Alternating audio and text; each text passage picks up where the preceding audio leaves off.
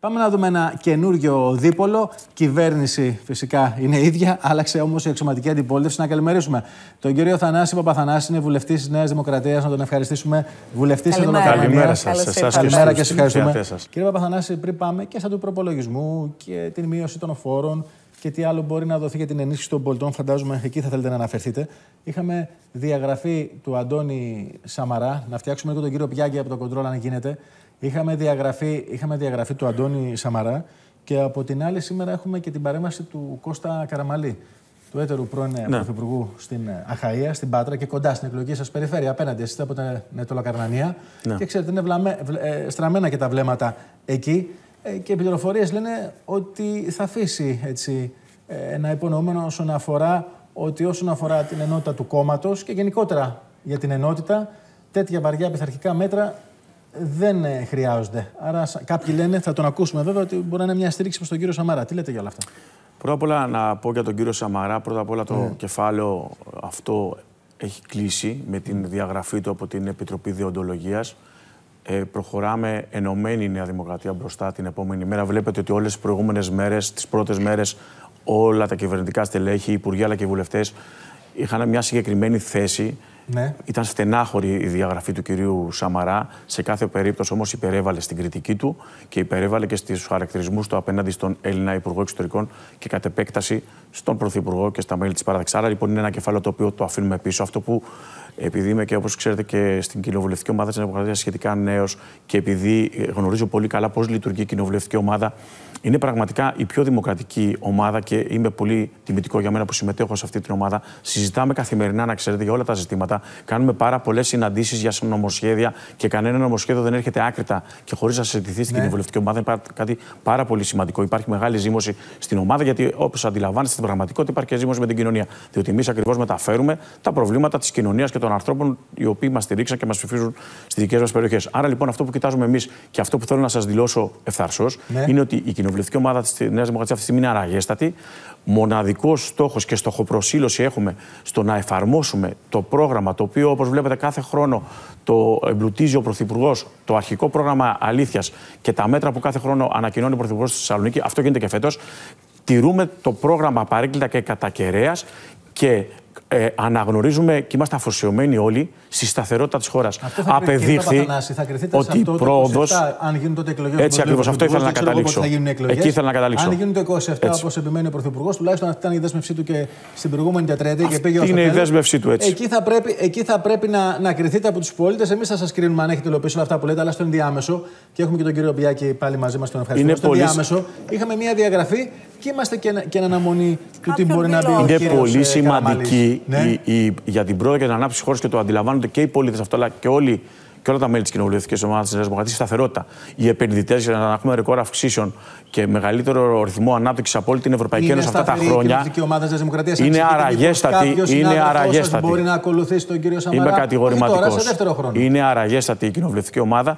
Δεν υπάρχουν αποστάτες στην Νέα Δημοκρατία. Αποστάτες θα ψάξουμε σε άλλους χώρους που βλέπετε τι γίνεται. Είμαστε οι πιο σταθεροί, είμαστε πυλώνας σταθερότητας για τη χώρα και η Νέα Δημοκρατία είναι η παράταξη που ακόμα και στις πιο δύσκολες ώρες στήριξε τον ελληνικό λαό, στήριξε το πολιτικό σύστημα και είναι η πραγματικά δημοκρατική και προοδευτική παράταξη της χώρας.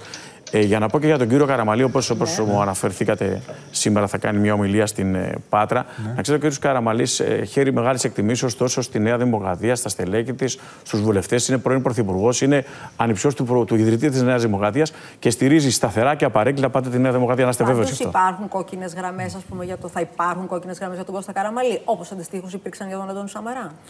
Ο κύριος Καραμαλής, όπως σας προείπα, είναι ένας άνθρωπος της παράταξης, από τα σπράχνα της παράταξης, στηρίζει απαρέγκλητα και σταθερά και στις κρίσιμες στιγμές τη Νέα Δημοκρατία και πρώτα απ' όλα στηρίζει και ότι η αγωνία του είναι η στήριξη και η καλή πορεία της χώρας. Πώς βλέπετε το ΠΑΣΟΚ τώρα ως αξιωματική αντιπολίτευση, κύριε Παπαθανάση? Γιατί λέγατε το προηγούμενο διάστημα, όχι εσείς, οι βουλευτές της κυβέρνησης, της πλειοψηφίας, ότι εμείς θέλουμε την εναλλακτική πρόταση, ο ΣΥΡΙΖΑ είχε τα δικά του. Γιατί ξέρετε, όταν υπάρχει μια καλή αξιωματική αντιπολίτευση, γίνεται καλύτερη και εκάστοτε κυβέρνηση. Όποιος και να είναι και στις δύο θέσεις. Πώς βλέπετε τώρα, έρχεται το ΠΑΣΟΚ, έχει αυτά τα ποσοστά στις δημοσκοπήσεις, ο λαός θα αποφασίσει, έχει τα ποσοστά στις δημοσκοπήσεις, έχει και την θέση στη Βουλή. Σας ανησυχεί αυτό? Πρώτα απ' όλα, για πρώτη φορά, μετά από έναν αιώνα και νομίζω, συμβαίνει αυτό. Δηλαδή, χωρίς την ψήφο του ελληνικού λαού να γίνεται κάποιος αξιωματική αντιπολίτευση. Εν κινήσει δηλαδή. Εν κινήσει. Ναι. Το ξεπερνάμε αυτό. Ναι. Γιατί νομίζω ότι τελικά απεδείχθη ότι όταν είσαι αναξιόπιστος, όταν κάνεις άκρατο λαϊκισμό, όταν λες πολλά ψέματα και φρούδες ελπίδες στάσεις στον ελληνικό λαό, εκεί καταλήγεις. Αυτό ακριβώς πρέπει να είναι και δίδαγμα για όλα τα πολιτικά κόμματα της χώρας και νομίζω ότι η Νέα Δημοκρατία και ο Κυριάκος Μητσοτάκης το έχουμε αντιληφθεί πάρα πολύ καλά αυτό. Γι' αυτό προτιμούμε να λέμε λιγότερα, να είμαστε λιγότερα αριστερά, να είμαστε χρήσιμοι και να προχωράει η χώρα μπροστά. Καλά, το ΠΑΣΟΚ όμως δεν έχασε τη θέση γιατί έδινε φρούδες ελπίδες στον κόσμο. Έχασε τη θέση για τα δικά του κομματικά μέσα. Έχασε τη θέση από την ανυποληψία στην οποία υπέπεσε στην κοινωνία. Από εκεί πέρα, αυτό πιστεύω. Για πείτε και για το ΠΑΣΟΚ και για το ΠΑΣΟΚ. Ναι. Άλλαξε εμένα, ας πούμε, έτσι, η αντιπολίτευση, η αξιωματική αντιπολίτευση. Το κυριότερο είναι το είπε και ο κ. Βρύγος και πρόσφατα άλλαξε χρώμα. Και δεν θέλουμε να δούμε ένα ΠΑΣΟΚ πράσινο ΣΥΡΙΖΑ. Τι εννοώ με αυτό. Μέχρι τώρα έχει ξεπεράσει πολλές φορές και το ΣΥΡΙΖΑ. Ναι. Έχει ξεπεράσει πολλές φορές και το ΣΥΡΙΖΑ. Ναι. Στα όχι και στην άκρητη και μη επιβεβαιωμένη και θεσμοθετημένη αντιπολίτευση. Λέω λοιπόν. Έχει πει δύο όχι πολύ βασικά για τα μη κρατικά και μη κερδοσκοπικά ιδρύματα πανεπιστήμια στη χώρα μας και για την επιστολική ψήφο και τους απόδημους Έλληνες. Δύο πολύ σημαντικά, νομίζω, κέρια τα οποία βρίσκονται σε αντίθεση με αυτά τα οποία λέγανε προεκλογικά. Από εκεί πέρα, 5 όχι σε 2 εβδομάδες με ένα νέο αρχηγό, τον ίδιο δηλαδή, χωρίς όμως να αλλάζουν και να παίρνουν διδάγματα από την πορεία τους. Όχι στην επιτάχυνση των προσλήψεων για τα ΑΣΕΠ. Αυτό το καταλάβαμε, διότι εμείς ενισχύουμε στην πραγματικότητα τις παραμεθόριες περιοχές. Όχι στο συνήγορο του πολίτη που προερχόταν και από το δικό του χώρο. Όχι στο μηχανισμό του κατώτατου μισθού που προστατεύει τον εργαζόμενο. Όχι στις βελτιώσεις για το δικοστικό χάρτη που το ψήφισε ακόμα και ο ΣΥΡΙΖΑ. Δεν είναι εδώ μαζί μας. Και προχθές. Όχι, όχι στη διακίνηση. Στο πλαίσιο, στη διαχείριση των απορριμμάτων στα νησιά που όποτε προέκυψε πρόβλημα έπρεπε να παρέμβει η κεντρική κυβέρνηση. Κύριε Μπιάγκη, η αλήθεια είναι. Είχαν τεράστια προβλήματα στην Κέρκυρα με τα απορρίμματα. Το ξέρω, κύριε Μπιάγκη. Πρέπει να παρέμβει κάποια στιγμή η πολιτεία αν αδυνατεί. Μα και ο κύριος Μπιάκης, όταν υπήρχε το πρόβλημα με τα απορρίμματα στην Κέρκυρα, είμαι βέβαιος ότι ζήτησε τη στήριξη του κεντρικού κράτους. Κύριε Παπαθανάση, ένα σχόλιο για να κλείσουμε σιγά-σιγά. Ένα σχόλιο και για τον προϋπολογισμό. Πρώτα απ' όλα είναι ένας αναπτυξιακός προϋπολογισμός, 2,3 αριθμός ανάπτυξης, ο διπλάσιος από την Ευρωπαϊκή Ένωση, 4%, τέταρτος υψηλότερο πρωτογενές πλεόνασμα. Είμαστε η χώρα που μειώνει την απόκλιση που υπήρχε στους μισθούς από το μέσο όρο της Ευρωπαϊκής Ένωσης.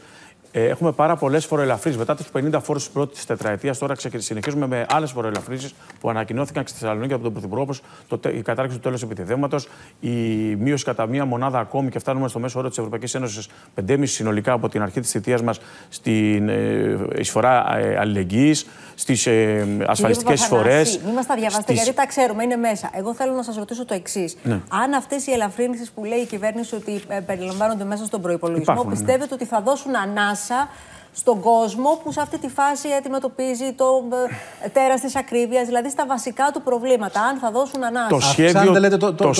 Το εισόδημα αυξάνεται. Το σχέδιο της κυβέρνησης είναι να αυξάνεται σταθερά, και αυτή είναι η σταθερά που έχουμε από την αρχή της θητείας μας, το εισόδημα των εργαζομένων, των μισθωτών, όλης της κοινωνίας, να στηρίζουμε τις ευάλωτες κοινωνικά ομάδες με όποιο τρόπο μπορούμε, από το όποιο υπερπλεόνασμα να το δίνουμε κατευθείαν, και γι' αυτό καμιά φορά γίνονται και μια κατάχρηση των επιδομάτων που θέλουμε να το αλλάξουμε αυτό, να μειώσουμε δηλαδή τους άμεσους φόρους. Από εκεί και πέρα όμως, ο στόχος ο δικός μας είναι να υπάρχει κοινωνική συνοχή στην κοινωνία. Η ακρίβεια, ξέρετε ότι κάποια στιγμή θα περάσει. Ακόμα έχουμε τους πολέμους. Βλέπετε όμως ότι πέφτει. Έχει μειωθεί ο πληθωρισμός στα τρόφιμα. Τα καύσιμα πέφτουν. Υπάρχει ένα ακόμα μεγάλο πρόβλημα και αγκάθηκε σήμερα, μάλιστα είναι η Επιτροπή από την Κομισιόν εδώ, για το θέμα της ενέργειας, που το έχει βάλει η ατζέντα ο Έλληνας Πρωθυπουργός. Είναι σημαντικό αυτό. Είναι πάρα πολύ σημαντικό. Και το αναδεικνύει ο ίδιος ο Έλληνας Πρωθυπουργός. Δεν κρυβόμαστε. Δεν βάζουμε τα προβλήματα κάτω από το θέμα. Είναι τη λύση θα δοθεί. Λοιπόν, στηρίζουμε και πάλι και για τους επόμενους μήνες τα ευάλωτα νοικοκυριά, όπως και τον Οκτώβριο 4,8 εκατομμύρια για 700.000 νοικοκυριά για την ενέργεια.